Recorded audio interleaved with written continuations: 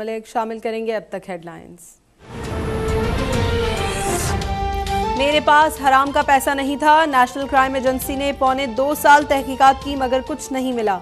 वजीर आजम शहबाज शरीफ का अदालत में बयान, कहा मुशर्रफ दौर में वतन वापस आया तो वापस भेज दिया गया।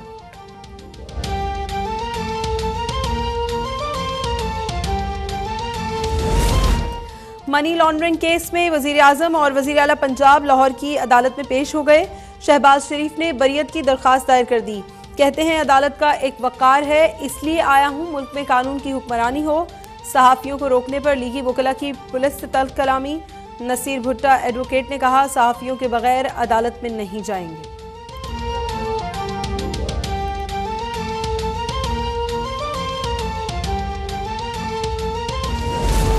हाप के सिक्योरिटी गार्ड मेरे गार्ड के गले पड़ गए। वकीलों और मुल्ज़िमान को अंदर नहीं आने दिया जा रहा। फाजिल जज एजाज अवान का इजहार बरहमी। वज़ीर आज़म ने जवाब दिया, मैंने किसी को रोकने के लिए नहीं कहा। स्पेशल सेंट्रल अदालत का एसपी सिक्योरिटी को पेश होने का हुक्म। शो कॉज नोटिस जारी कर दिया। फाजिल जज ने बरहमी का इजहार करते हुए कहा, लिख कर दें किसने अदालत की गाड़ी रोकी।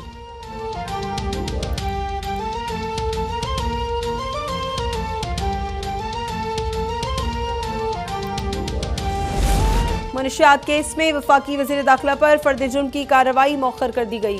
राना सनाउल्लाह इंसदाद मुनशियात अदालत लाहौर में पेश। मुंजमद प्रॉपर्टी और अकाउंट्स खोलने की दरख्वास्त कर दी। अदालत ने ANF से जवाब तलब कर लिया। राना सना ने वज़ीर आज़म शहबाज शरीफ से मुलाकात भी की।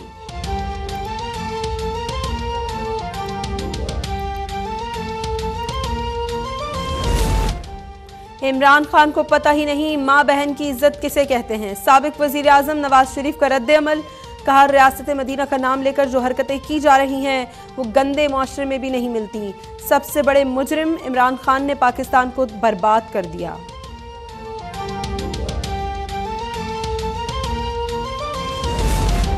मस्जिद नबवी सल्लल्लाहु अलैहि वसल्लम की हुर्मत का पास ना करने वालों से बेटियों की इज्जत और तकरीम की क्या तवक्को। वज़ीर आज़म शहबाज शरीफ का भी रद्द अमल आ गया। कहते हैं ये पहला शख्स है जो जमाती सरबरा के तौर पर बद तहजीबी के पाताल में जा गिरा। कौम बनाने निकले थे मगर कौम का इखलाक बिगाड़ दिया।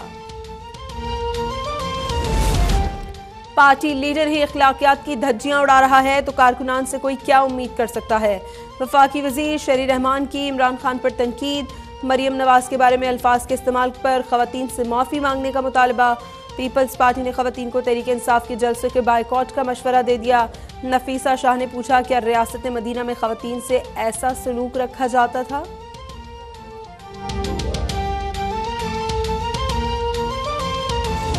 किसी ने मुझे तकरीर भेजी, वो मरियम कहीं तकरीर कर रही थी कल, उसमें उसने इतनी दफा और इस जज्बे से और इस जुनून से मेरा नाम लिया कि मैं उसको ये कहना चाहता हूँ, मरियम देखो थोड़ा ध्यान करो, तुम्हारा खामद ही नाराज ना हो जाए जिस तरह तुम ये बार बार मेरा नाम लेती हो। बार बार मेरा नाम लेती हो मरियम, थोड़ा ध्यान करो, तुम्हारा खाविंद नाराज ना हो जाए। इमरान खान का मुल्तान जलसे से खिताब, कहा लॉन्ग मार्च 25 से 29 मई के दरमियान होगा। हतमी तारीख पीर को पेशावर में कोर कमेटी तय करेगी। इनसे मुल्क नहीं संभल रहा, इन्हें लाने वाले भी जलील होंगे।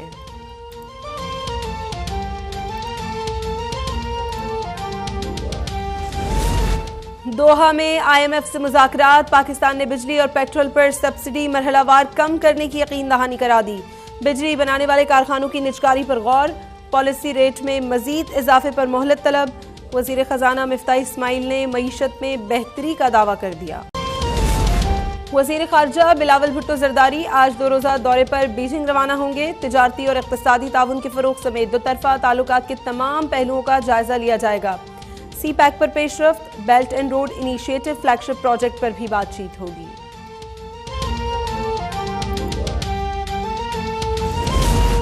पाक चीन सिफारती ताल्लुकात के 71 बरस मुकम्मल। वज़ीर आला पंजाब हमजा शहबाज का पैगाम, कहा पाकिस्तान चीन लाजवाल दोस्ती अक़वाम आलम में खुसूसी अहमियत की हामिल है।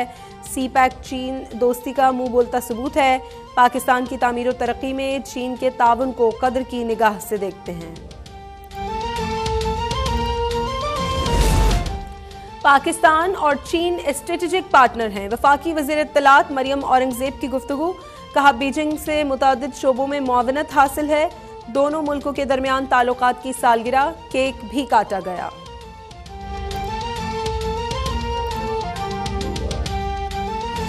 आगाज करेंगे। वजीर खारजा बिलावल भुट्टो जरदारी आज 2 रोज़ा सरकारी दौरे पर चीन रवाना होंगे। वो चीनी हुक्काम से दोतरफा तिजारती ताल्लुकात और सी पैक समेत दीगर उमूर पर तबादला ख्याल करेंगे। दफ्तर खारजा के मुताबिक चीनी हम मनसब की खुसूसी दावत पर वजीर खारजा बिलावल भुट्टो जरदारी आज बीजिंग पहुंचेंगे। मनसब संभालने के बाद वजीर खारजा का ये पहला दौरा चीन है।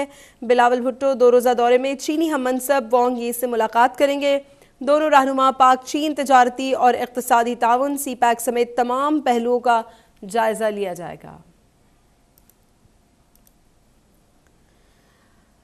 वज़ीर खारजा बिलावल भुट्टो जरदारी आज 2 रोज़ा सरकारी दौरे पर चीन रवाना हो रहे हैं। वो चीनी हुक्काम से दोतरफा तिजारती ताल्लुकात और सी पैक समेत दीगर उमूर पर तबादला ख्याल करेंगे। दफ्तर खारजा के मुताबिक चीनी हम मनसब की खुसूसी दावत पर वजीर खारजा बिलावल भुट्टो जरदारी आज बीजिंग पहुंचेंगे। मनसब संभालने के बाद वजीर खारजा का ये पहला दौरा चीन है। बिलावल भुट्टो 2 रोज़ा दौरे में चीनी हम मनसब वांग यी से मुलाकात करेंगे। दोनों रहनुमा पाक चीन तिजारती और इक़्तिसादी ताउन, सी पैक समेत तमाम पहलुओं का जायजा लेंगे।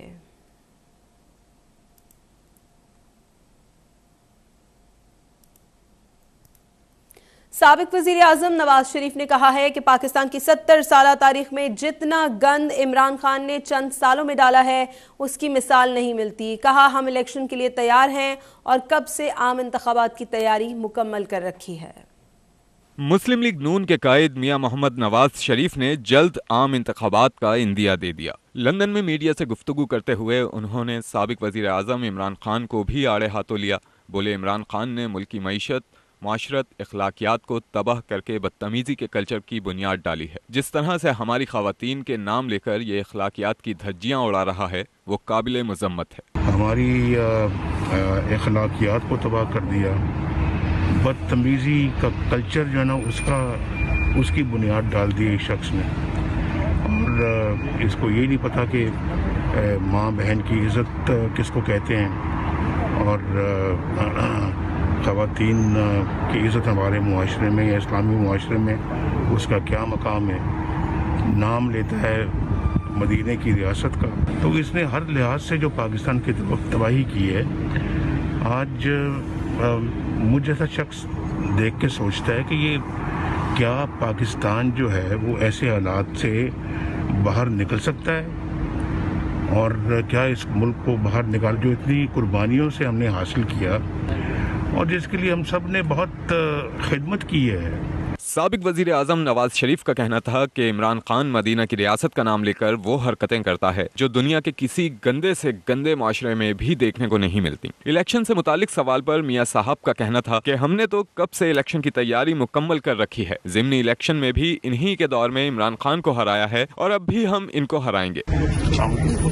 कब से मुकम्मल करके बैठे हुए हैं। आप तैयार हैं? हम तो तैयार, पहले से तैयार हैं। हमने तो माशाल्लाह आपके बाई इलेक्शन में भी जो अल्लाह के फजल करम से नतीजा आवाम के सामने लेके आए। आपने देखा है वो इमरान का दौर था, तो इमरान के दौर में उसको अल्लाह के फजल करम से शिकस्त हुई है। आज तो इंशाल्लाह बात ही दूसरी है। नवाज शरीफ का कहना था कि मुस्लिम लीग नून ये सलाहियत और ताकत रखती है, पाकिस्तान को इसके खोए हुए मुकाम पर वापस लाएंगे, लेकिन इसके लिए बहुत मेहनत और कुर्बानी देना होगी। साबिक वजीर खजाना इसहाक डार ने इमरान खान के मरियम नवाज से मुतालिक बयान पर रद्द अमल देते हुए कहा है कि जिसको औरत का एहतराम होगा वो कभी ऐसी जुबान इस्तेमाल नहीं करेगा। इमरान खान ने मरियम बीबी के बारे में अखलाक से गिरी हुई बातें की। गिरी हुई बातें उन्होंने की हैं और काबिल मुज़म्मत है न्याज़ी साहब, और जो कुछ उन्होंने गुफ्तगू की जो कि मीडिया रिपोर्ट कर रहा है।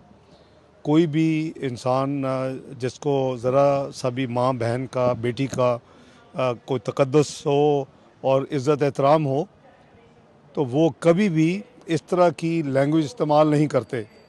आपने देखा कि जो लैंग्वेज जो इस्तेमाल कर रहे हैं वो ज़ेब नहीं देती किसी भी, इवन मुसलमान को ज़ेब नहीं देती।